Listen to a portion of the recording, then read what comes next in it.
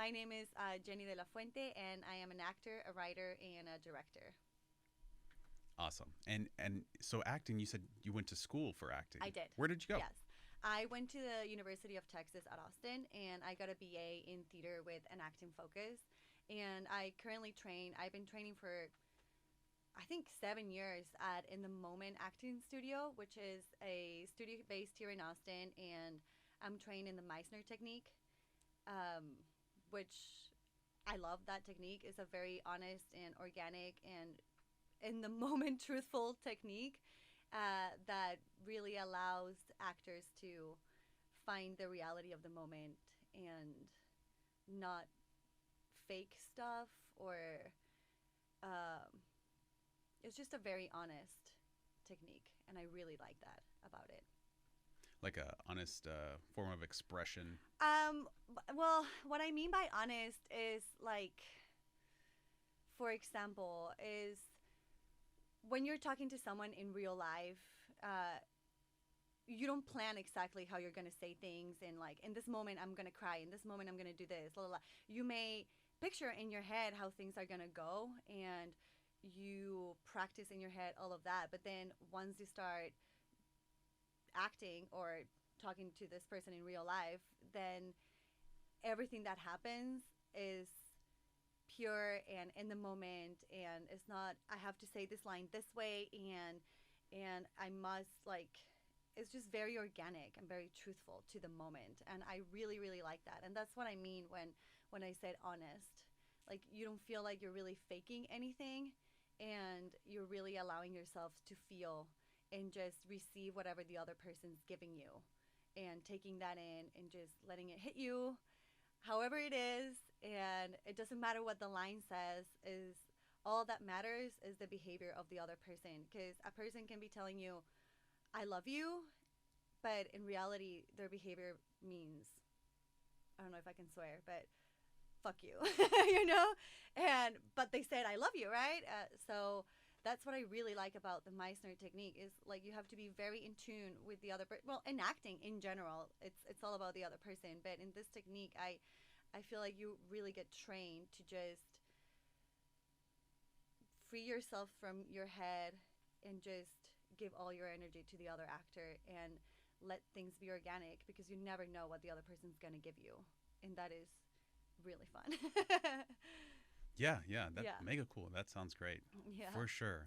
For sure. So, you mentioned earlier before on what got you into Mhm. acting, what inspired you, Mhm. essentially ever since you were a little girl, you always felt like you were always acting and performing. Yeah. But what was the critical moment that you knew that you wanted to go to school for that? Like you wanted Mhm. to, proceed a career. Yes.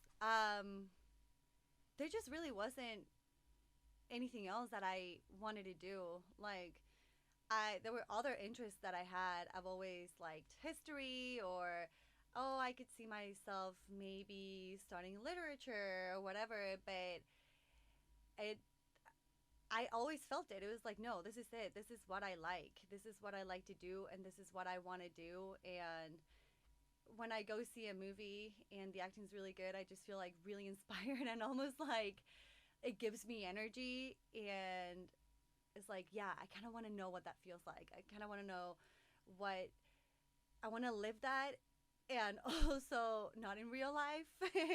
Just I want to live a bunch of stuff and not actually have the implications of what that would mean in your real life. You know what I mean? So yeah, I always knew it. Just makes me feel really alive. And what was it difficult to get into to film school?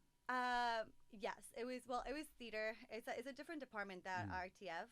It's in the fine arts department, and it was difficult because I was born and raised in Mexico, and I was not familiar with SATs, and you have to write this essay, and then you do like that is it's a whole different system in Mexico than it is here. And I would ask like the my teachers or professors, like, can you help me? Do you know anything about this? Can I get some guidance? And they're like, no, we don't really know anything about applying to the US. So that was definitely really stressful. I had to take an extra year after high school because I missed the SAT deadline just because I didn't know how things worked. So that was very stressful. And but once it came to writing the essay and applying and all of that, um, yeah, it was hard, but I I felt more confident once I knew how the system worked. It was mostly figuring out every other step because it can be very overwhelming um, just to apply for college. There's so many steps, and then yeah, Okay, no, that's great. Yeah, I can imagine it being difficult to get into any. I mean, UT is a yeah, great school. So you're there. You get into yeah, to school. You're performing, and now after you graduate, you come to the realization of like, okay, I got to keep going. yeah. So tell us a little bit about that Oh my journey and gosh. how that transitioned into you becoming a writer and also a director. Yes, totally. There's nothing like the real world to like ground you. So I finished college and I was a barista for many years and I was trying to get an agent and just I still Was that here in Texas? Okay. that was here in Austin and just trying to get an agent, trying to book stuff, working commercials and I feel like with acting or any creative endeavor, there's not really a path that you follow, right? It's not like you do this and then that and then that and then here you go. That's your career. It's so different for everyone and you try things and they don't work for you and another person tries those things and they work for them. So it's going to you have to figure out really what works for you. So when I finished college, I was working as a barista. I was trying to find my voice, what I wanted to do, what kind of person I wanted to be, what stories did I want to tell. And then it wasn't really until the pandemic that I got really tired of just auditioning and feeling like I didn't have any creative control of the stories that I wanted to tell, that I decided to why not write my own stuff? Why not like create stories and act with the people that I want to act with in my acting class that I think they're so talented? Why not start learning how to actually create my own films and get excited about the stories that I want to see and not be so dependent on a casting notice, which I still do, and I still have my agent, and I'm still so grateful for every audition that I get. But it gave me so much more confidence with my acting and my just like my creative being uh, to have control over what I want to say, and so that was really it. It was mostly getting tired of so many no's and no's and no's and no's and like not hearing back and you don't know if you're doing good or bad because like that's just the nature of things. So you just like send your audition to like the universe and hope that people will respond to you or like you'll get a call back or and so yeah, I was like I've always liked to write. I feel like I have a strong point of view and I'm gonna tell my own stories now. Okay, that's Mm, wonderful. Very, yeah. very beautiful and inspiring to hear. So tell us a little bit about these stories that you want to tell. Yes, so totally. Right now, I am actually in pre production for a short film that I wrote. It's called Somewhere You Feel Free. And it touches topics such as like the illusion of freedom. It's a story about a mom and a daughter who go on a hike to celebrate the daughter's birthday. And in this beautiful hike in the middle of the day, in like a seemingly safe place, they encounter three men that have weird intentions, and but nothing really happens, right? So the short is about all those moments that women experience, sometimes in like daily life, that make them feel unsafe and make them like take away our freedom to just like walk out in the streets feeling safely, just like it like stuff that limits us but they never lead to anything, right? So it's like, but what happened? And it's like, nothing. I don't know. I guess nothing really happened. They were just there, but like the energy was there, and like I feel like something could have happened, but nothing really happened. But at the end of the day, in our minds, everything happened. Like the scenario of what could have happened is there, and I just want to create this story that explores that and the topic of just not feeling safe. Wow. Okay. Yeah. That sounds like you got your thumb on the pulse there. So the plot is where they're going to go on this hike Mhm. and they're experiencing Mhm. scenarios that would not make them feel safe because of the way that they're thinking. No, no, no. No. So it's basically they're it's not the way they're thinking. So they meet this three man, and this three man do have like ill intentions towards them, but because of external circumstances, they're not able to take action into the intentions that they have to these two women. Um, Like like they wanted maybe like to, I mean, this is gonna get really heavy now, but yeah, like rape them or do something like that, but something externally happens, like a Dos Ex Machina kind like of thing. someone walks in Okay. Okay. or something like that that does not allow for the action to complete, but in but the action was there, the intentions was Okay. there, and that's what lingers. And that is something that women experience so much in this world of like moments where nothing really happened but everything happened, and Oh. that ties into like this illusion of like freedom. But like, I mean, because it does seem like, well, women like in the United States, in the Western world, you can just walk into the streets, you can do whatever you want, like you can like, but at the end of the day, it's like we have this daily reminders that tell us, no, the world does not belong to you. Mm. That this is not necessarily a safe space for you to be. And I'm just tired of that. So I wrote a story about this. And that's what I've been working on right now. And I'm also, Scott, my boyfriend, and we are doing uh, short form videos. They're culturally relevant short form videos in Spanish. That our mission is to empower and educate and free the conversation around sexual health. And it's all targeted to female identifying Latinas. So they're just like short videos where my goal is to talk about anything related with sexual health. It can be from something from domestic violence to like pleasure to birth control to I just want to create fun videos where people can go and learn and just hopefully make educated choices regarding sexual health. Right on. No, that's amazing. So not only are you a performer, but you also have transitions into writing your own script. Mm-hmm. Can you talk to us a little bit about your creative process in writing? Oh, yes.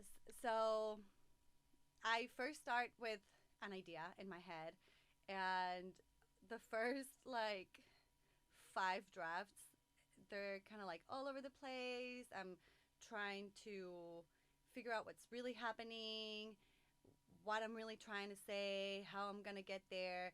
And once I feel like I have a structure of like blocks in my script, then I dive into what I like the most, which is the characters. I love stories that are very like heavily character, like films that the characters are like the main thing. Um, so that's what I like the most. I probably write way too many drafts, but I just love it, and it's one of those things that you never know when you're done until you just have to be done. You're like, okay, I'm done. I think this is it. I think I got to where I need to be, and you can always like nitpick stuff, but there's a moment where you just have to let like the baby fly out of the nest and just trust that you did the work, and that is everything you put in page is going to be there. Thank you for sharing. So that's wonderful. So we talked about you as a performer.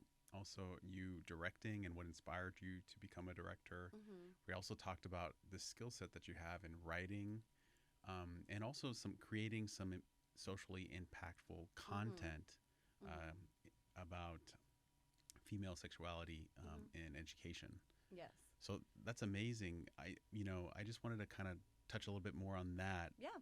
That's really fascinating, and you're giving back. How does this content getting created? Are you filming it? Are you writing scripts? Mhm. What's the process? So I am writing the scripts and I am acting in them and I'm also editing them. And then my boyfriend's filming it and he's doing the audio and the lighting and is I film it in my apartment. I use what I have. I use the props that I have there. Um, the point is I want to create something that is doable for me to do, but that it still looks high quality and it still looks fun. And my approach is um, I want to create videos that are fun to see.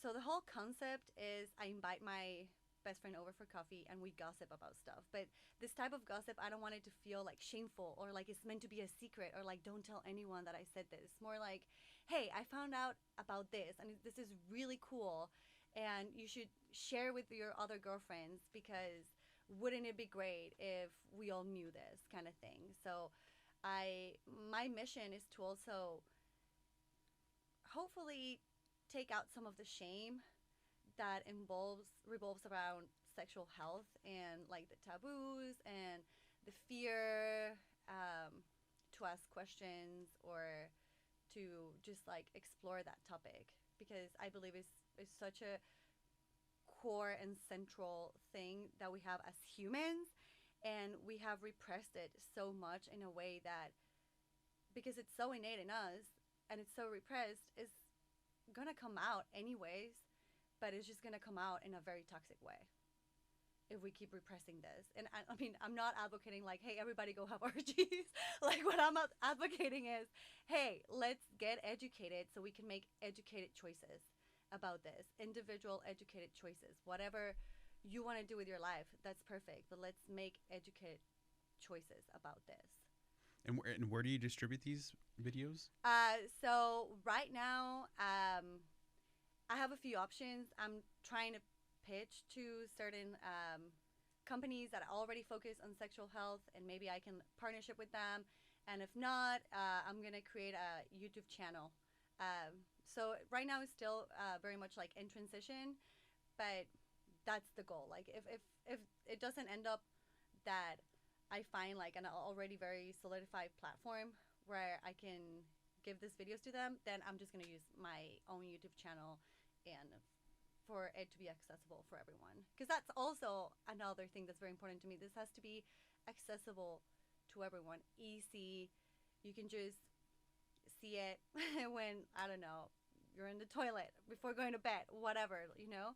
Because it is something that people don't, especially I would say Latina women, we are very conservative.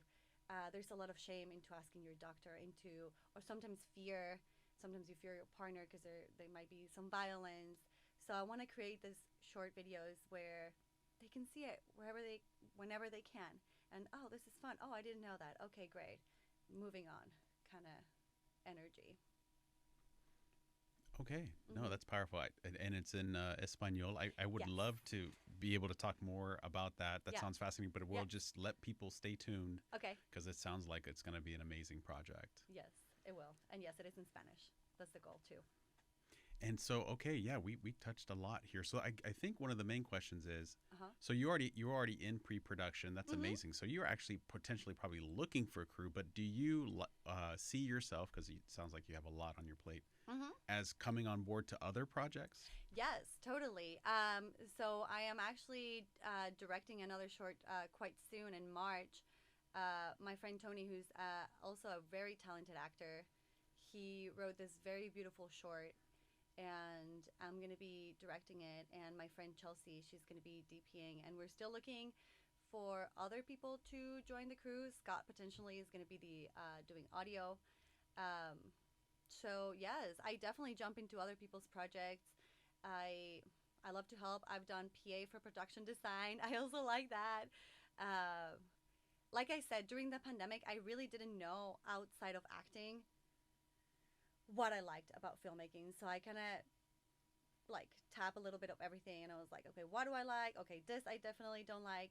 I really liked writing, directing, editing. I'm starting to realize that I like too, and production design is pretty cool too.